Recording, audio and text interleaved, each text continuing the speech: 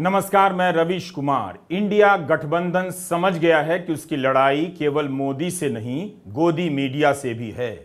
क्या यह केवल संयोग था कि ज्यादातर नेताओं ने प्रेस के सामने एक आजाद प्रेस का वादा किया है? जाहिर सी बात है, संयोग नहीं है। मुंबई की बैठक के बाद इंडिया के कई नेताओं ने ऐलान किया कि इंडिया मीडिया को भी आजादी देगा, आजाद करेगा। मुंबई की बैठक के बाद गोदी मीडिया को लेकर बहुत कुछ कहा गया है। मल्लिकार्जुन खड़गे, नीतीश कुमार, लालू यादव, राहुल गांधी और अरविंद केजरीवाल सभी ने भारत के मीडिया की दयनीय हालत का जिक्र किया और कहा कि अब उसकी गुलामी का दौर खत्म होने जा रहा है। इन नेताओं की बातों से यही लगा कि उन्हें पता चल गया है कि 2024 के चुनाव में मोदी से पहले बड़ी चुनौती मीडिया है। अब सवाल उठता है कि क्या इंडिया अपनी रैलियों में जनता के बीच यह बात उठाने जा रहा है कि भारत का मीडिया गुलाम हो चुका है, उसे आजादी चाहिए। Of course, I don't want to comment much about the press, but I think Lalu ji said it best. You're also in some ways restricted and chained, and India Alliance is working to free you from your chains. Thank you. अब आप समझ लीजिए कि जितनी पार्टियां एकजुट होकर के काम कर रही हैं, तो आप अच्छी तरह जान लीजिए कि अब इसी का नतीजा होगा कि अभी जो केंद्र में हैं, अब वो हारेंगे, अब वो जाएंगे, ये पक्का जान लीजिए। और अभी आपको बताया गया कि कैसे मीडिया पर ही कब्जा कर लिया।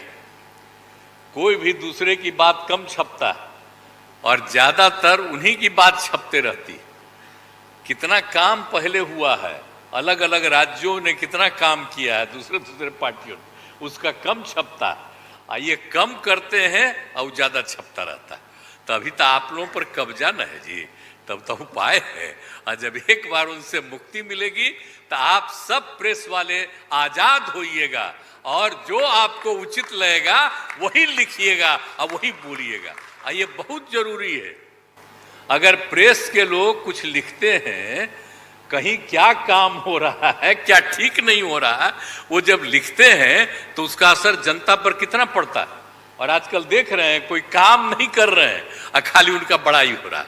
इंडिया का मैनिफेस्टो अभी नहीं आया है, कमेटी बनी है, मगर मीडिया को लेकर मैनिफेस्टो लगभग आ ही गया है।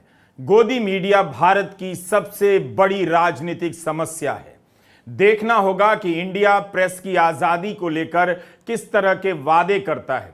यह आजादी कैसे सुनिश्चित की जाएगी? मालिकों की जो कमर झुक गई है उसे सीधी कैसे की जाएगी? 2014 के बाद से भारत भले चांद पर पहुंच गया, मगर यहां का मीडिया गटर में पहुंच गया। मुंबई से इंडिया गठबंधन ने साफ कर दिया है कि मीडिया भी उसके लिए एक मुद्दा होने जा रहा है। मीडिया उनके साथ है, वो एक उनके दिमाग में है। प्रेस मीडिया हो, टीवी हो, ये सारी चीज़ें मेरे पास है, ये उनका कहना है। और हमको कभी कभी ऐसा दिखता भी है, माफ़ करो क्योंकि मैं ऐसा बोल रहा हूँ समझ के, आप गुस्से में आके हमारे खिलाफ मत लिखो। तो जो कुछ है वस्तु स्थिति, आपको भी मुंह को ताला लगाया, हाथ बंद दिए आपके भी लिखने के, ये सारी चीज़ें कर रहे हैं और आहिस्ता आहिस्ता डिक्टेटर के तरफ वो जा रहे हैं। तो हम इसके खिलाफ लड़ने के लिए, उनके विचारधारा के खिलाफ लड़ने के लिए, उनके जो कुछ भी ये करप्शन, बड़े करप्शन, उनके जो इंस्टीट्यूशनल करप्शन होते हैं, ऐसा छोटा मोटा करप्शन वो नहीं करते, लोगों को नहीं दिखना वो पूरा। लेकिन सीएजी रिपोर्ट में दिखाया है कितने करोड़ घपले हो गए हैं। तो उनका करप्शन इनविजिबल है और वो हमेशा अपनी बात ये कहते हैं कि मैं किसी को न खाऊंगा न किसी को खाने दूंगा। लेकिन खाने तो सबको दे रहे हैं, अपने को जो चाहते हैं उनको तो दे रहे हैं, लेकिन लोगों को भूखे मार रहे हैं, लोगों को कुछ नहीं दे रहे। तो इसके लिए हम आवाज उठाए। इंडिया ने आज 5 प्रकार की कमेटियों का ऐलान किया है।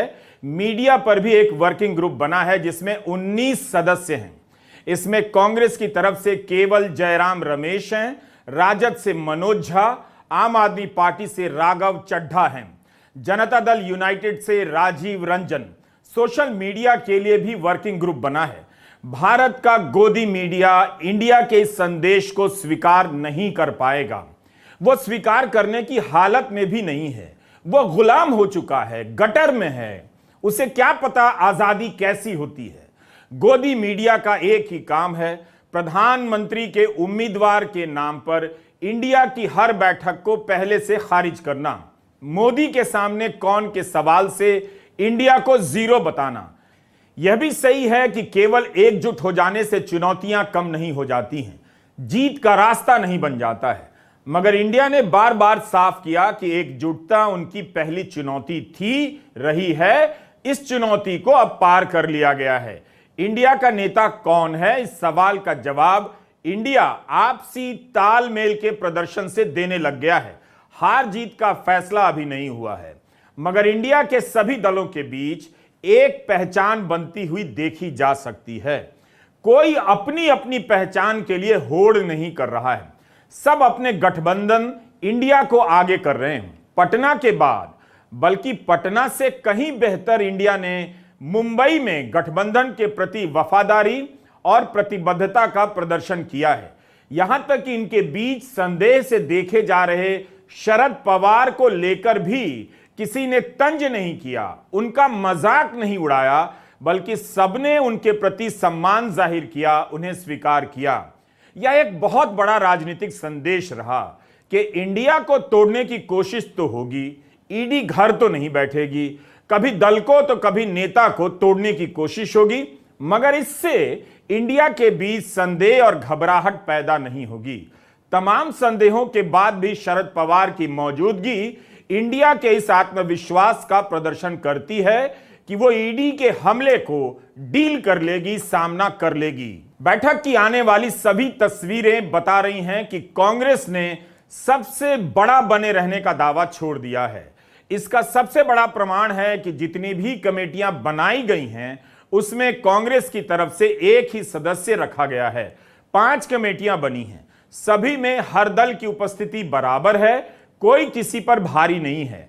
कांग्रेस सबके साथ चलती नजर आ रही है। जितना राहुल गांधी नजर आते हैं, उतना ही एमके स्टालिन भी नजर आते हैं, उतनी ही जगह अरविंद केजरीवाल को मिल रही है, और लालू यादव और नीतीश कुमार से लेकर शरद पवार को सभी इस स्पेस में बराबर बराबर दिख रहे हैं।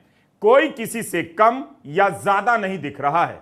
गठबंधन की तस्वीरों में गठबंधन की सबसे बड़ी कामयाबी यही झलक रही है। इंडिया ने एक प्रस्ताव पास किया है जिसमें कहा गया है कि जहां तक संभव हो सके आगामी लोकसभा चुनाव मिलकर लड़ने का संकल्प लेते हैं। यानी गठबंधन को पता है, और गठबंधन छिपा नहीं रहा है, कि कई राज्यों में दिक्कतें आ सकती हैं, मगर इसके बाद भी एकजुटता, समझदारी बनी रहेगी। राहुल गांधी से लेकर अरविंद केजरीवाल, उद्धव ठाकरे से लेकर एमके स्टालिन तक ने कहा कि इंडिया के नेताओं के बीच जो संबंध बने हैं, उसे देखकर कहा जा सकता है कि इंडिया के बीच इस बात को लेकर तैयारी दिखने लग गई है कि सभी एक दूसरे के लिए जगह छोड़ेंगे, एक दूसरे को समायोजित करेंगे, एक दूसरे की बात को समझेंगे, अपने अंतरों को कम करेंगे। इसके लिए एक कोऑर्डिनेशन कमेटी बनाई गई है जो राज्यों के स्तर पर सीटों के बंटवारे पर काम करेगी। लालू यादव ने कहा कि अपना नुकसान सहकर भी इंडिया को आगे रखेंगे। बैठक की सबसे अच्छी बात यह रही कि सभी प्रमुख दलों के नेताओं, मुख्यमंत्रियों ने प्रेस के सामने अपनी बात रखी। सभी प्रेस के सामने सहज नजर आ रहे थे। जिसने जो भी कहा सबके सामने कहा। आप उनकी बातों में झांक कर देख सकते हैं कि इनके बीच कितनी तालमेल है और समझदारी कितनी नकली है या असली है। 3 बड़े नेताओं के बयान में आपको दिख जाएगा कि सबकी बात एक ही लाइन पर है। सब आपसी अंतर्विरोध की भी बात करते हैं, स्वीकार कर रहे हैं, मगर यह भी दावा करते हैं कि इन बैठकों से उनके बीच की समझदारी बेहतर हुई है। ऐसा लगता है कि एकजुट रहने की पहली चुनौती इंडिया ने पार कर ली है। इसी एकजुटता को लेकर संदेह किया जा रहा था कि इंडिया बनने से पहले बिखर जाएगा, मगर अभी तक यह बना हुआ है। अपनी पहली प्राथमिकता यह समझता है कि एकता दिखानी है, जनता को संदेश देते रहना है कि मकसद सबका साझा है, समान है। किसी एक दल या किसी एक नेता का व्यक्तिगत मकसद यहां नहीं है। उद्धव ठाकरे ने कहा कि तीसरी बैठक के बाद इंडिया ने दिखा दिया है कि गठबंधन अब आगे बढ़ चुका है। स्टेज पे जो नेता हैं, जो पार्टीज हैं, वो हिंदुस्तान के 60% लोगों को रिप्रेजेंट करती हैं। और अगर हम एक साथ मिलके चुनाव लड़ेंगे तो बीजेपी चुनाव जीत ही नहीं सकती है। और मुझे बहुत खुशी हो रही है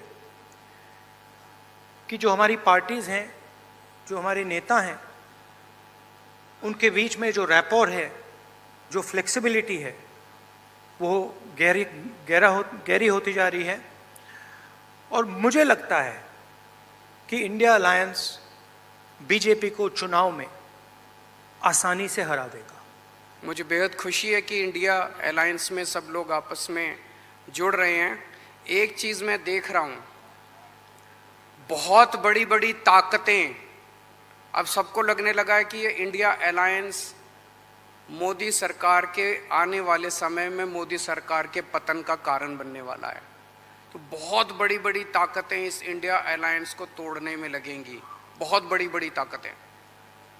पिछले कुछ दिनों से मैं देख रहा हूँ, जबरदस्ती क्या दिखाया जाएगा, इसकी उसके से लड़ाई हो गई, उसकी उससे लड़ाई हो गई, जबरदस्ती दिखाने की कोशिश की जाएगी, जबरदस्ती दिखाने की कोशिश की जाए।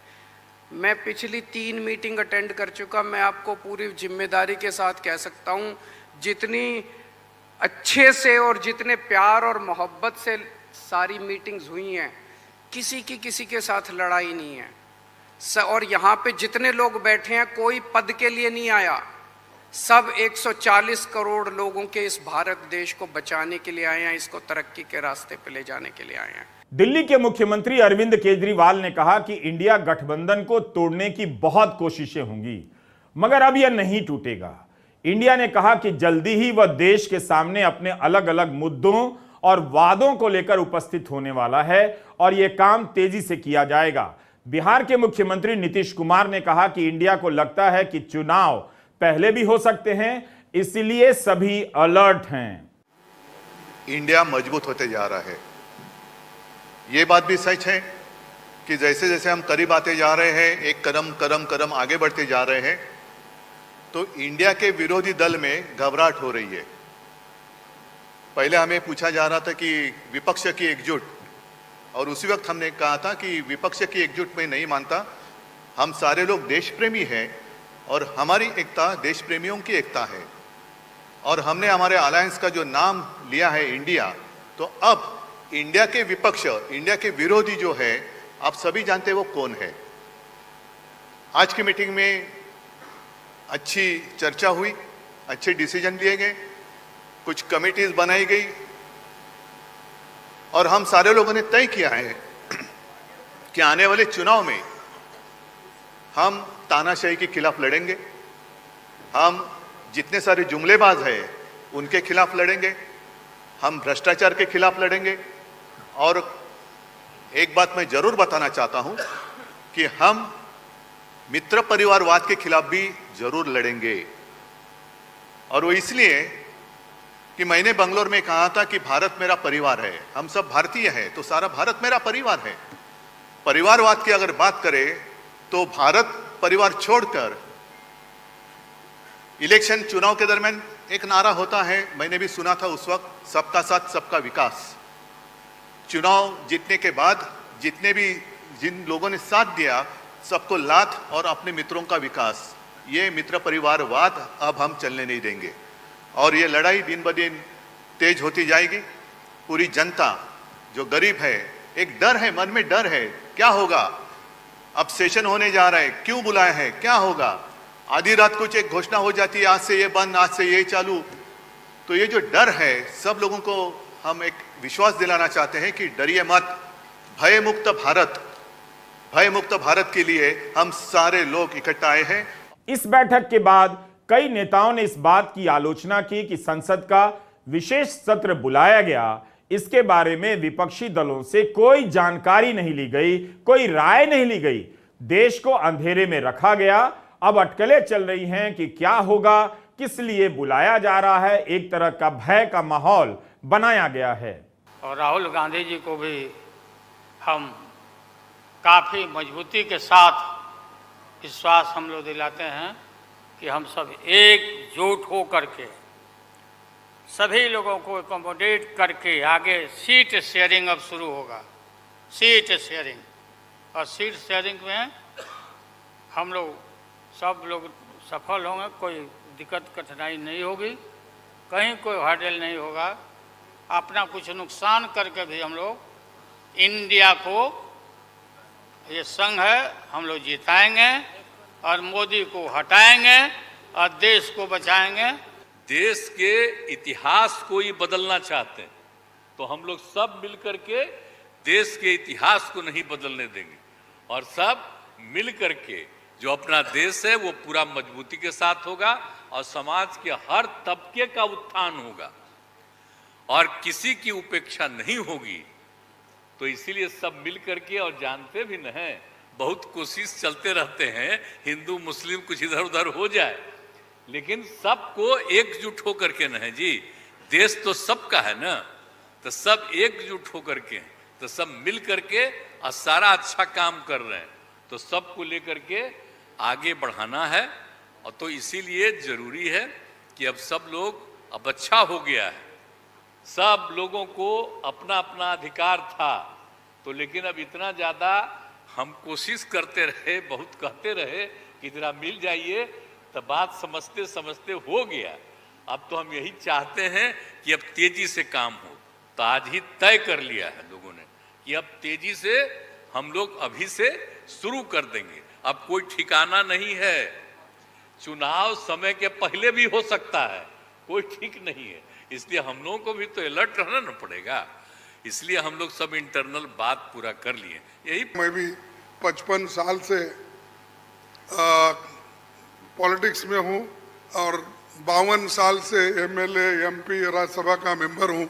मैं ऐसा नहीं देखा, कोई ऐसा चीफ मिनिस्टर किया नहीं ऐसा, लेकिन आज मोदी सडनली और एक बात की कि बिजनेस एडवाइजरी कमेटी को नहीं पूछे, अपोजिशन लीडर को भी नहीं बुलाए, किसी को बुलाए बगैर वो पार्लियामेंट का डेट देकर स्पेशल सेशन बुला रहे हैं। अरे स्पेशल सेशन मणिपुर जल रहा था तो आपने नहीं बुलाया, कोविड के वक्त नहीं बुलाया, जब अब चाइना अपनी जमीन हड़प कर ले रही है, कब्जा कर ली है, उसके लिए नहीं बुलाया। लोग तंग और तबाह, इसमें ये हमारा नोटबंदी के वक्त परेशान थे, माइग्रेंट वर्कर परेशान, उस वक्त नहीं बुलाया। जब जब मुल्क अपने मुश्किल में रहता उस वक्त उन्होंने कभी नहीं बुलाया। अब क्यों बुलाया मुझे मालूम नहीं, आज का एजेंडा क्या है उनका मालूम नहीं। तो ये देश चलाने की रीत नहीं है, ये आहिस्ता आहिस्ता डिक्टेटरशिप की तरफ जा रहे हैं। कई नेताओं के भाषणों में एक बात अब प्रमुखता से नजर आने लगी है, तानाशाही। विपक्ष के नेता अब खुलकर मोदी सरकार के लिए डिक्टेटरशिप और तानाशाही का इस्तेमाल करने लगे हैं। इस शब्द का अभी तक बच के बचा के इस्तेमाल हो रहा था, अब साफ साफ होने लगा है। इंडिया का नारा है, जुड़ेगा भारत, जीतेगा इंडिया। जीतने की बात तो अभी बहुत दूर है, मगर जहां तक जुड़ने की बात है, इस गठबंधन ने अभी तक यही दिखाया है कि वह एक होने की कसौटी पर लगातार खरा उतरते जा रहा है। नमस्कार, मैं रवीश कुमार।